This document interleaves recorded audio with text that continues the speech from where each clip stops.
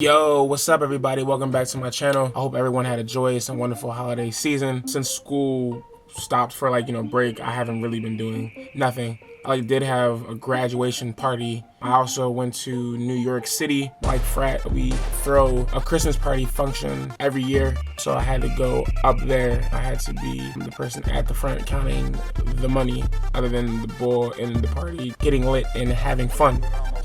There was that. And I also went to the Bucks game for Christmas, and we saw Giannis play the Sixers. It was a very good game. Playoff like atmosphere.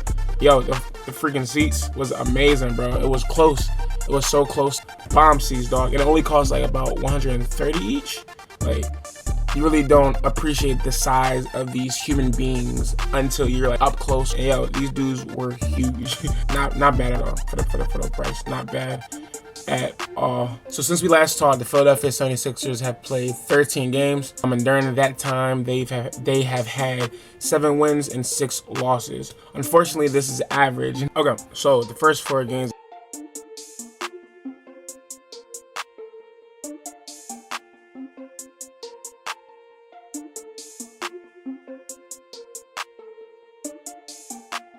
These 4 games cruise right along, playing our steady offense and building team chemistry.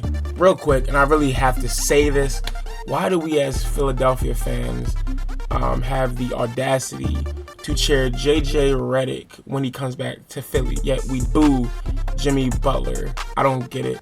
Just to be clear, because I don't want everybody thinking that I'm soft on these athletes, neither of them should be cheered, especially not no JJ. Like, the Bull literally told us that he wanted to retire a Sixer as soon as the Pelicans pay him $22 million. He jettisons out here, and it's all good. So, just to be clear, we cheer for JJ Redick, who lied and dipped on us for more money when we overpaid him in the past. But we booed Jimmy Butler, who carried us the entire 2019 playoffs. I wonder why. On December 15th, the Sixers played the Brooklyn Nets. This was the first game, one of their first games without Joel Embiid starting. Load management. What can you do? Al Horford started this game, and things did not go well. The Sixers ended up losing this game by a lot of points, 109-89. And then the zone came. We started doing bad, followed by the loss to the Nets. 2 more losses came by way of defensive schemes aimed at the Sixers' weakness, spacing. On the first game, we played against the Miami Heat, which the Sixers lost by a score of 108-104. The score does not do this game justice, and Joel Embiid did play this game. This had more so to do with the zone that bunched up spacing even more, and the Mavs used it as well. In the next game, and the Sixers lost 117-96. This was without their star, Luka Doncic. Another bad loss.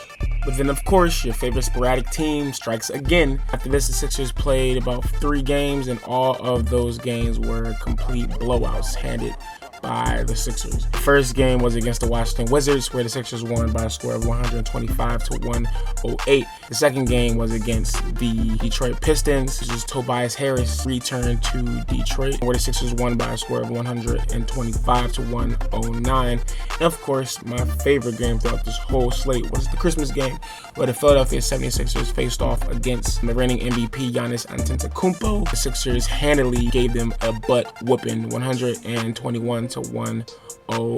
Let's not, forget that during the Christmas game, the Sixers really strapped up Giannis. It's true, we still have to give some credit to the team that held him to his worst scoring performance. Joel Embiid strapped the ball up.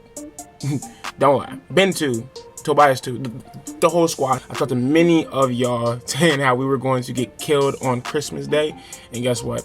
We were the ones giving the beatings. What you gotta say now? Like, what y'all gotta say now? Trust the process. Trust me. I know what I'm talking about. You cannot talk ball with me. You cannot talk ball with me, bro. We have to talk about Joel Embiid. I'm excited for where he's going right now this year. I'm very thankful that Chuck and Shaq gave him some words of encouragement, how they believe that he could be a better player. This will just give him more motivation to be the dominant force that he is. Sometimes he doesn't necessarily impose his will on the game when he has to. And these weren't any run-of-the-mill people. These were two Hall of Famers, two Hall of Fame big men that can actually give Joel some guidance and some tutelage on what he can do. So I'm very grateful for what Chuck and Shaq had to give my franchise big man. Since being called out by the crew over at TNT, shout out to them boys, Joel Embiid has been on a tear. He has been averaging 27.5 points, 3.2 assists, as well as 12.7 rebounds. And he is the leader of our team. Salute, Joel. Salute, brother. And then flipping back to inconsistency, after the Christmas game, the Philadelphia 76ers played the Orlando Magic, and we lost by 1 point, 98 to 97. Next game, we played the Miami Heat. Another close loss, 117 to 106. Our last game, we played the Indiana Pacers. It was a complete blowout. Again, Joel didn't play, but we lost to the Indiana Pacers 115 to 97. Once again, during this 13-game span, we have been pretty average.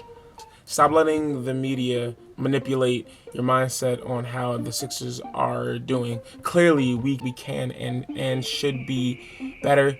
We're not garbage like a lot of people, or at least like a lot of media pundits like to say. You have to look at the overall picture. We're 23-13, which is essentially the same exact record we had last year.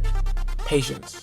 So I'm asking y'all, patience. We have to practice patience, guys. And I know it's very hard, but what else can we do? You're gonna keep on saying fire Brett or trade Ben every single loss?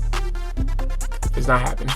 So, what is my analysis on the last 13 games and where the Sixers stand currently at this moment in time? We have to practice restraint and not get so mad when we lose these games. We're still in good shape, even though it doesn't necessarily look like it. And I'm not going to sit here and say a lot of those losses were warranted, because we should have beat a lot of those teams. But once again, we still have chemistry issues. We still have to gel. Being 2.5 games out of the second seed in the East, though it's not ideal, it's not that bad considering, once again, we still don't have our full team. We've beaten the Eastern Conference elite. We have beat the Celtics, scoreboard. We have beat the Raptors. We have beat the Pacers. We have beat the Heat, and we have beaten the Bucks. We've shown flashes. We just have to put it all together. Of course, moves need to happen. Off ball, on ball, spot up, post up, in the corner. We need somebody who can shoot threes at a constant rate. I'm not hitting the panic button currently, and you cannot make me. No, I'm not trading Ben. No, I'm not firing Brett Brown.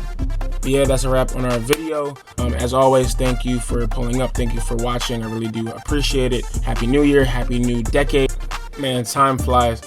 Just remember where we were about 7 years ago. No one would have ever thought, well, we did, but a lot of people would not have thought, the common NBA fan would not have thought that we would be in the position where we are right now. I say all of this to say we have to be patient. We have to be patient. We also have to understand that we do not have ordinary players. Ben Simmons is not an ordinary player. Yes, he needs to score more. Clearly, he's doing fine without being able to shoot. He can only get better. The man is like 23. He's my age, and he's already getting this amount of press, flack, and already getting this amount of expectation. Tell me any other 23-year-old with a legitimate shot at a championship is getting this much heat. You can't. And why? Because he's a beast. Ben Simmons is a beast. So like I said, we need to practice patience. So tell me what you think of the 76ers season so far. What do we need to do to right the ship? Or what do you think is to guarantee us a championship run? Let me know in the comment section below. Make sure to leave a like or even leave a dislike. Tell me what I can do better. I will see you on the flip side. Peace. Trust the process.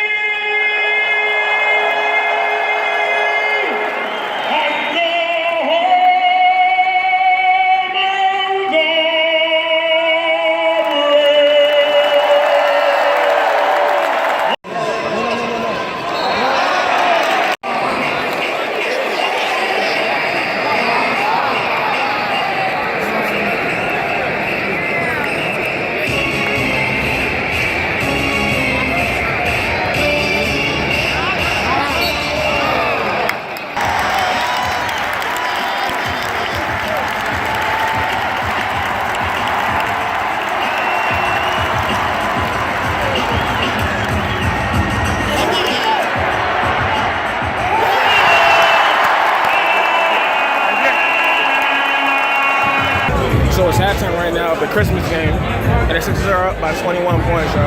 You can already hear the excitement, the amount of noise that Philly has right now. It's amazing.